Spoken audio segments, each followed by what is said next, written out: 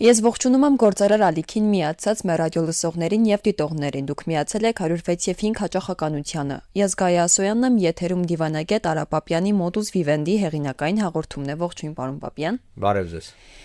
Վերջերս ԱՄՆ պետքարտուղար Մարկո Ռուբիոն մեկնեց Վատիկան Հռոմի Պապի հետ հանդիպելու համար, որովհետև կարծես թե տարաձայնությունները սրվեցին։ Դոնալդ Թրամփը մեղադրում էր Հռոմի Պապին Իրանի կողմից հայտարարություններ անելու համար, հօգուտ Իրանի, եւ կարծես թե այս ամեն ինչը լինում է եւ Իրանում լարվածության ֆոնին եւ Վատիկան-Վաշինգտոն հարաբերությունների տարաձայնությունների ֆոնին։ Սա ինչ է ենթադրում, արդյոք Վատիկանը փորձում է միջազգային տարաձայնությունների եւ այդ խնդիրների ֆոնին ավելի մեծ դեր ունենալ եւ ստանձնել։ Նախ ուզում եմ նշել, որ Ռուբիոն ընդհանրապես հանդես է գալիս քաղաքական հրշեջի դերում։ Սա առաջին անգամ չէ, որ Թրամփի կամ Վենսի ավելի կոշտ հայտարարություններից հետո ինքը գնում է եւ փորձում է դիվանագիտորեն հարթել։ Եվ կարծում եմ նման խնդիրեր իր առջև դրված, որպես դիվանագետ, բավականին փորձառու ժամանակին սենատոր ա եղել, շատ ավելի մեծ փորձ ունի այդ հարցերում, ինքը պիտի այս խնդիրները լուծեր։ Վատիկանը միշտ է փորձել եւ միշտ էլ ունեցել է մեծ դերակատարություն համաշխարհային հարաբերությունների մեջ։ Գիտեք, ավելի անհամեմատ ավելի, քան կարող է շատերին թվայի, վերջո քրիստոնեությունը առայժմ մնում է թիվ 1 ամենամարդաշատ կրոնը, իսկ քրիստոնեության մեջ կաթոլիկությունն է մնում դա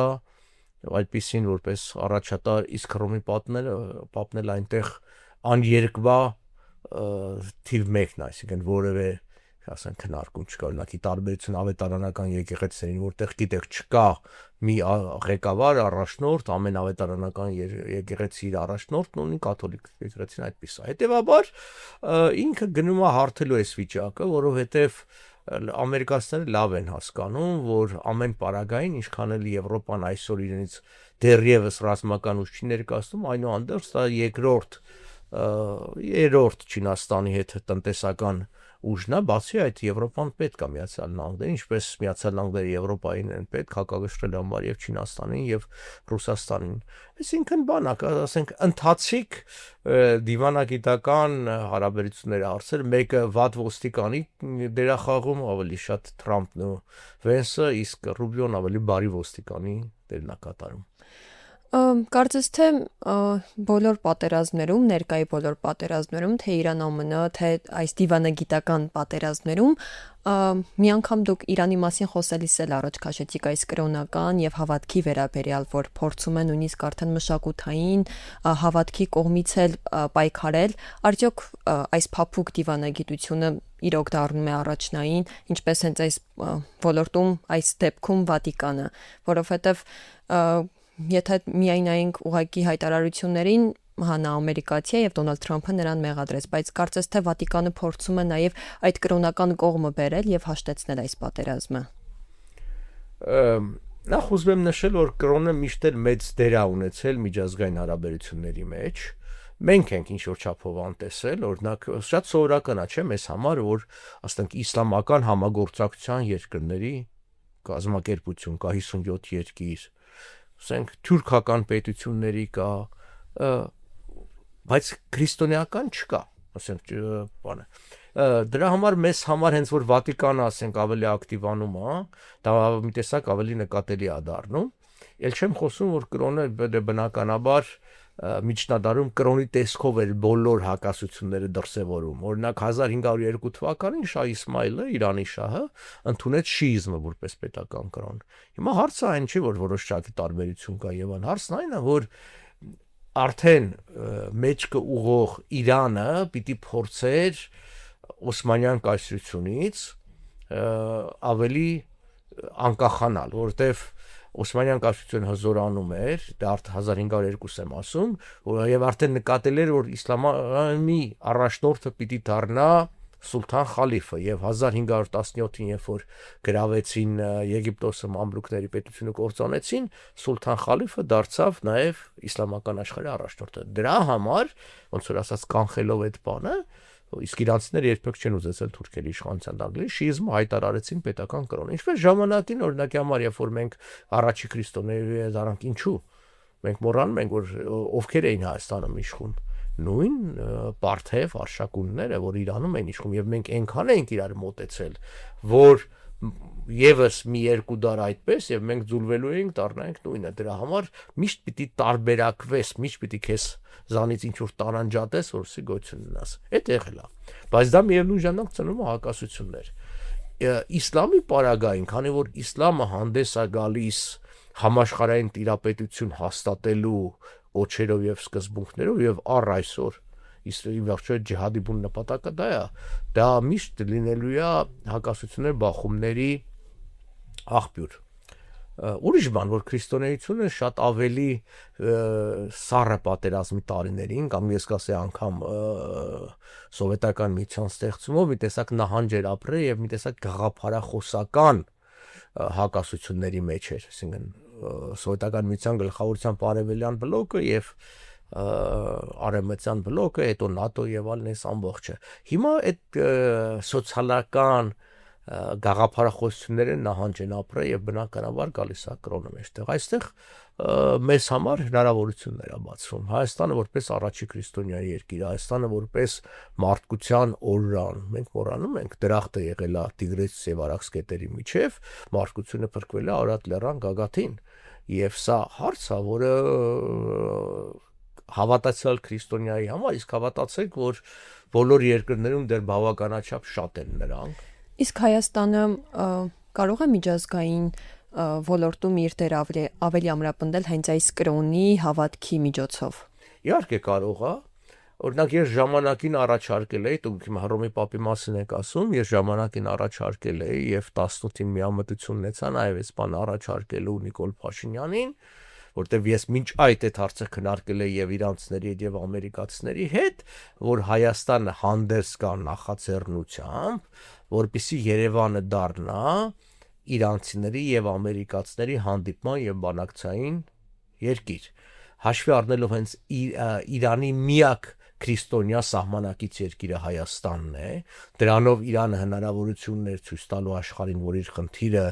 ճիշտ այնք իսլամական երկիր է, բայց քրիստոնեության հետ չի, տեսեք ինքը Հայաստանա գալիս եւ նայել ամերիկացիների հնարավորություններ, երկու կողմերն էլ համաձայն էին, բայց հարց հետեւյալ ասացին, իսկ ում անունից հանդես գալու, ասիս իմ անունից, ասեցին չի լինի։ Թող իշխանությունները նախաձեռնությամբ հանդես գան, մենք ոնց որ ասած սա նկատի կունենանք, բայց ասում եմ վերաբերմունքը ընդհանուր դրական էր։ Դե ես իշխանություններին առաջարկեցի, դա չխա, այո, կարող է։ Այսինքն ես այդ մի օրինակ բերի, որ պետք է նախաձեռնություններ ցուցաբերել։ Օրինակ, ես վերջերս Զագրեբում եմ, այնտեղ քննարկեցի մի շարք բարձրաստիճան ներկա եւ նախկին անձանց հետ, եւ թեմաներից մեկը, երկու թեմա մենք քննարկեցինք եւ նախնական համաձայնության եկանք, այսպես գիտաժողով համաժողովներ կան, մեկը արևելյան քրիստոնեության հետապնդումները, որ կարևոր է, այսինքն եւ խոսքը մենակ հայ եկեղեցու մասին չի, խոսքը դապես միջին արևելքում մենք տեսնում ենք, չի, ասենք Սիրիայում այնտեղ հետապնդումներ կան եւ այլն, կամ հակառակը, օրինակ Իրանի պարագայում հայերի նկատմամբ հետապնդումներ չկա, եւ մասնավորապես մենք նպատակ ունենք, որտեղ այդ թեմայով սկսեցին, նաեւ հենց այդ օրերն էր, երբ որ Ստեփանակերտի մայր տաճարը քանդեցին, մենք այդ էինք առաջվողում, այսինքն իմ անկախ ամեն ինչից միջազգային բոլոր կոնվենցիաներով հուշարձաններ, անգամ նոր կառուցված պաշտամունքի շենքերը պաշտպանության տակ են գտնվում միջազգային։ Անհեթեթ պնդումը, որ իբր թե նոր է կառուցվել, բան կապ չունի։ Ինքը պաշտամունքային շենք է, նա միջազգային պաշտպանության ներքո է գտնվում։ Այսինքն նման նախաձեռնություններով պիտի հանդես գա, տեսեք, երբ որ հետևում ես Ադրբեջանին, Ադրբեջանը պարբերաբար անգամ քրիստոնեության վերաբերյալ նման հավաքներ է անում։ Ինքը ստեղծել է կեղծ աֆղանական եկեղեցի, որը վաղուց ի վեր գոյություն չունի, աղվանքը վաղուց չկա, արդեն մի 1000 տարի է եկեղեցին ընդհանրապես 600 քանի թվից գոյություն չունի, ինքը միավորվել է եկեղեցու հետ, բայց իրենք անում են, ինչու, որովհետև իրենք ուզում են դրանով տեր կանգնել հայոց ժառանգության, այսինքն բոլոր եկեղեցիները հայտարարել իրենք Բարթողոմեոսին հայտարարում են, որ նա տեսեք, դա Ադրբեջանի սուրբն է եւ ցավոք սրտի ռուս պրավասլավ եկեղեցին այդ հարցով իրենց պաշտպանում է, հիշենք, որ 25-ին էր թե 24-ը, բայց հիշում եմ օգոստոս ամսին էր, որ Պուտինը գնաց այնտեղ, տարան հենց այդ նույն եկեղեցին ռուսական այնտեղ հայտարարեցին, ճիշտ է ինքը չէր հայտարարողը, բայց ռուս եկեղեցու թեմական առաջնորդը հայտարարեց Պուտին ներկայությամբ, դա դուր լսում էր գլուխեր թափահարում, որ Բարդուղումեոսը, Սուրբ Բարդուղումեոսը դա Ադրբեջանի սուրբն է, այնինչ Թատևոսն ու Բարդուղումեոսը դա հայ առաքելական եկեղեցու հիմնադիրն է, ասած որն է, ես սրանք օրինակներ եմ դերում, որ պարզ լինի, որտեղ շատերը կլսենք, ասեն դա ինչ որ վերացական չէ, մենք տեսնում ենք, որ այդ ամբողջը մեր շրջապատում աշխատում է, նույն անցյալ տարի հունիսին Ստամբուլում կայացած իսլամական համագործակցության երկրների համաժողովի ժամանակ Թուրքիան որ տեղնցավ Ադրբեջանը 5 բանաձև ներկայացրեց եւ ընդհանուր հայտարարության մեջ 26-րդ հոդվածը հայերի դեմ այդ հոդվածներ, որը անցկացրեց 57 երկրներ միաձայն քվեարկեցին ադրբեջանցիների վերադարձի մասին Հայաստան 100,000 որ ադրբեջանց եւ ամրագրեցին ես էլ ի պատասխան նրանց որ ասում են չէ դա քարոշություն չի դա լուրջ փաստաթղթերում արդեն ամրագրված է հետեւաբար մենք պիտի այդ ուղղությամբ աշխատանք տանենք անկախ դրանից վաղը մենք Արցախի հարցը ոնց ենք լուծելու շփտի դու ճշտամուտ թողես որ ինքը քո դեմ կառուցի փաստարկների եւ կռվանների մի այսպես անսասան պատ որ հետո դու վաղը չկարողանաս բանանես այդ պատը հաղթարես ի վերջո ես ասել եմ մի անգամ եւս կրկնեմ մենք Արցախի պատերազմում պարտությունը մի շարք պատճառներից մեկը այն է որ նրանք կարողացան աշխարհին համոզել որ Արցախը դա դե յուրե Ադրբեջանի մաս է եւ իրենք ազատագրում են Արցախը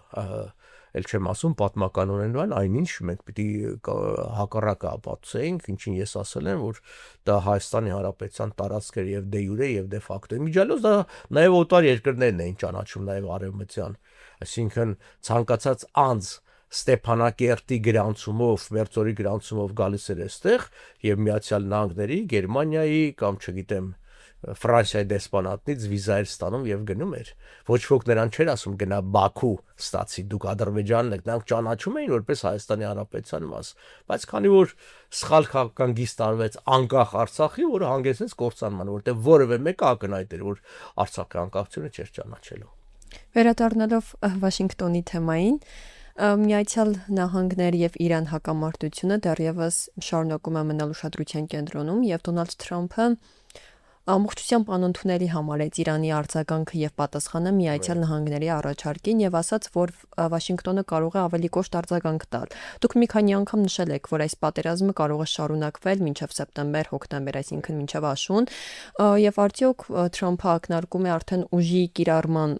կրկին, թե այնուամենայնիվ այս պատերազմը դիվանագիտական ոլորտով եւ դիվանագիտական աստիճանով կշարունակվի։ Չէ, այս պատերազմը պատերազմի միջոցներով է շարունակվելու, պարզապես կլինեն սրացումներ եւ ավելի մեղմացումներ։ Ինչու Թրամփը միանգամից այսքան լուրջ քայլերի չի դիմում եւ իշխանապողություն չի անում։ Տարբեր պատճառներ կա։ Պատճառ առաջին՝ Իրան հաղթանակ պետք է ընտրություններից անմիջապես առաջ, որը նոյեմբերին պիտի կայանա, որովհետեւ գիտեք, հաղթանակը շուտ փչացող ապրանք է։ Հատկապես դիմացը համարա, այդ որ այսօր հաղթես, հետո 4 ամիս հետո բոլորը մոռանալու են, այդ հաղթանակը դու չես կարող ծախել ժողովրդի վրա։ Իսկ դու դա պիտի ծախես հրեական եւ իրանական համայնքի վրա, որոնք շատ կարեւոր են։ Մյուսը այն, ինչքան գործընթացը երկարում է, այնքան այդ արաբական երկրները շատ զենք են առնում Ամերիկայից։ Որովհետեւ Իրանը պարբերաբար խփում է, նրանք էլ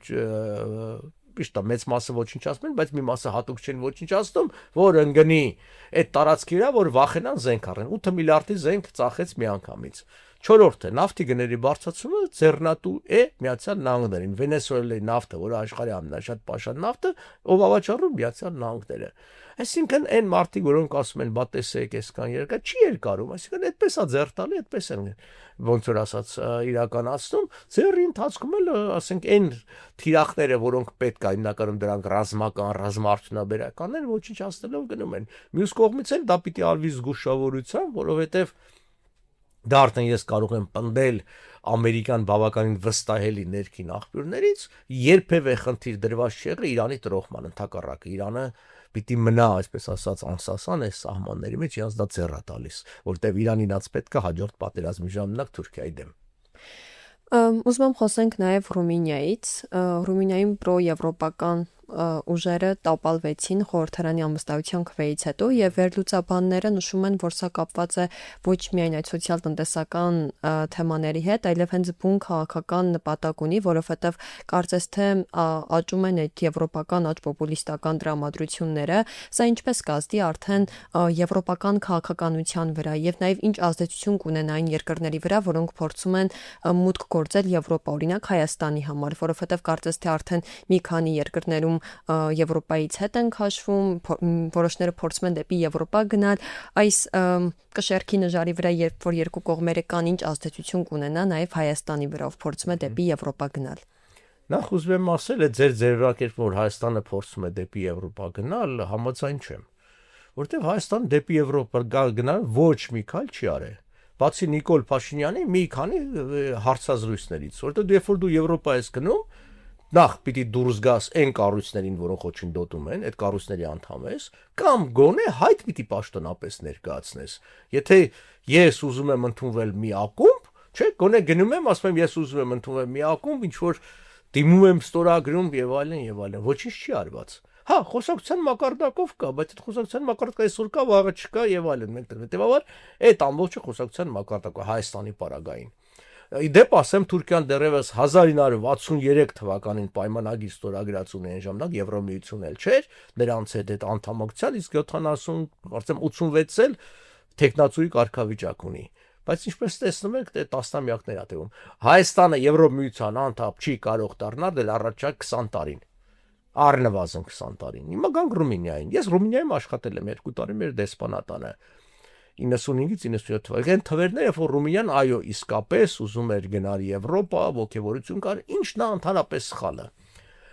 Բոլոր մարդկանց մեծ ակնկալիքները։ Գիտեք, երբ որ քո ակնկալիքները չափազանց ավելի են, քան իրականությունն է, անգամ ստանալով ինչ որ դրական արդյունքներ, դու հիասթափվում ես, որովհետև քո ակնկալիքները շատ է։ Մեր մոտ էլ չափազանցված ակնկալիքներ կա Եվրոպայի նկատմամբ, չգիտեմ, սպասում են, որ իրանք նստելու են բազմոցին, բան չանեն, եվրոպացիք բերելու են իրանք կերակրել կամ ասում են, բա ինչի Ամերիկան թողեց, որ Արցախը գրավեն։ Ասենք, ինձ թվում է, Ամերիկան գար կռվեր մեր համար կամ մեր փոխարեն։ Չէ, ձև չի լինում։ Հիմա Ռումինիայում հսկայական աշխատանքեր են ժամանակ կատարվում,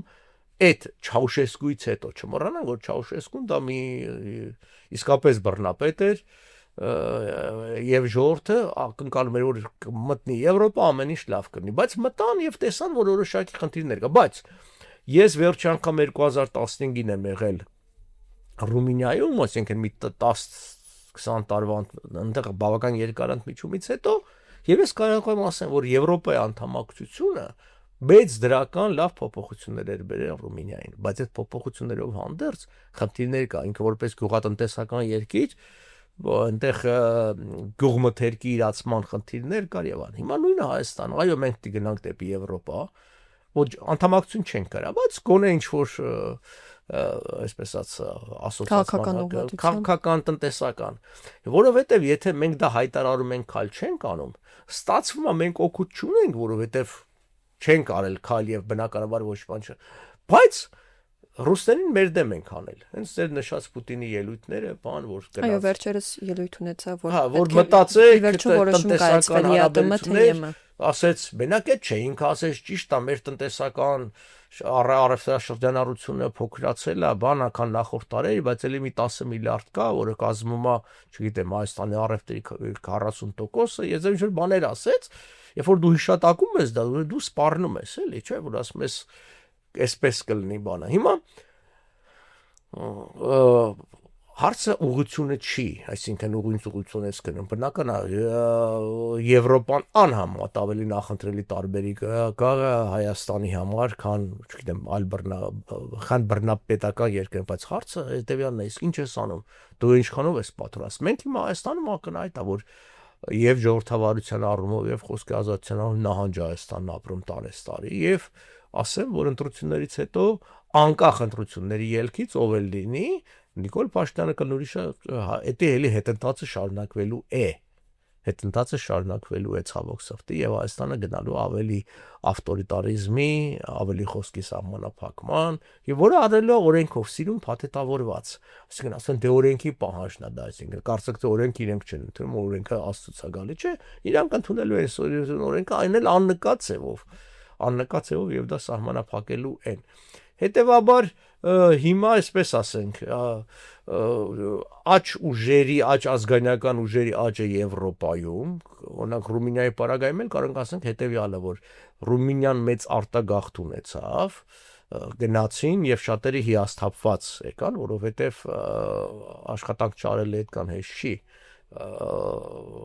Եվրոպա մի դու որակյալ մասնագետ չես, դա էլ ուրիշ հարց է։ Գումարած Եվրոպան այսօր թևակողել է դեմոգրաֆիկ, ժողովրդագրական ճգնաժամի մեջ, հիմնականում աֆրիկացիների եւ մերձավոր արևելցիների գաղթալների պատճառով եւ շատ եվրոպական քաղաքներ այսօր պակաս եվրոպական են, քան շատ ասենք նույն ռումինական քաղաքները, դրա համար այդ հիասթափությունը կա, այնպես որ այսպես ասենք աշխարհը մեծ անորոշությունների առջև է կանգնած, բայց ես կարծում եմ, որ ամենամեծ ճգնաժամը լինելու է Միջին Արևելքում, Թուրքիայի շուրջ, Իսրայելի շուրջ, դրա մասին բազմից անգամ խոսել ենք, որտեղ Եվրոպան իր դերակատարությունն ունենալու, բայց որպես ացանցիալ, հիմնական դերակատարն ունենա Միացյալ Նահանգները, եւ Միացյալ Նահանգները վերահաստատում են իրենց գերիշխանությունը ամբողջ աշխարհում։ Ցավոք մեր ժամանակը սպառվում է, բայց կուզեմ մի փոքր նաև անդրադարձ կատարենք ռուս-ուկրաինական պատերազմին, որովհետև վերջերս կարծես թե դիվանագիտական մակարդակով փորձում են ինչ-որ մի քայլեր ձեռնարկել այդ գերիների փոխանակում, նույնիսկ հրադադար մայիսի 9-ի կապակցությամբ, եւ արդյոք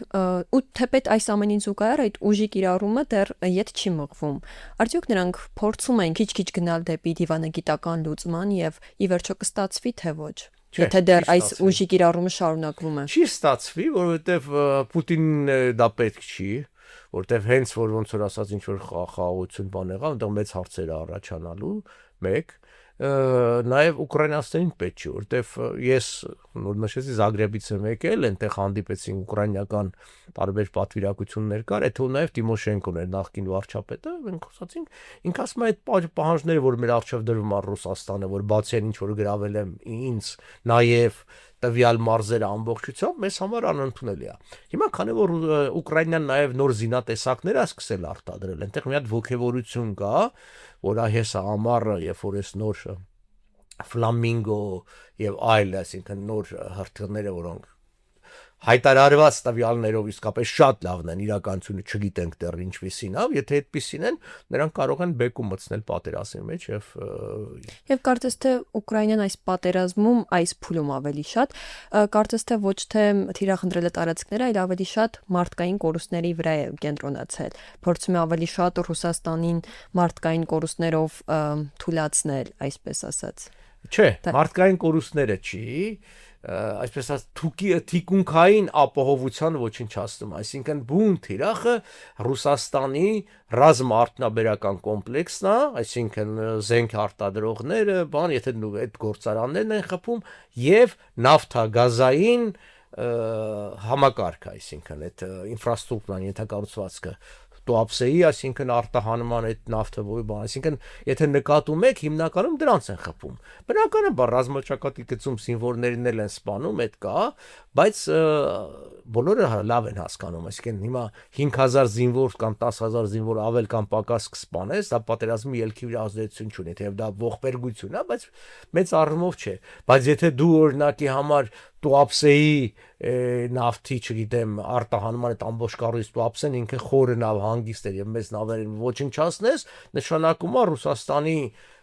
եկամուտը էապես կկրճատվի, կամ ինչ որ մի հատ գործարան Կազանում կամ մինչև համարյա Ուրալ կարողացել են խփել ոչնչացնես, քիչ հրթիռ կունենան։ Ու ես իսկապես լսում եմ իրենց վերլուծաբաններին, իրենց որոշումն է, այսինքն ոչ թե առաջնագծում ոչնչացնել, որտեղ առաջնագծում դժվար է,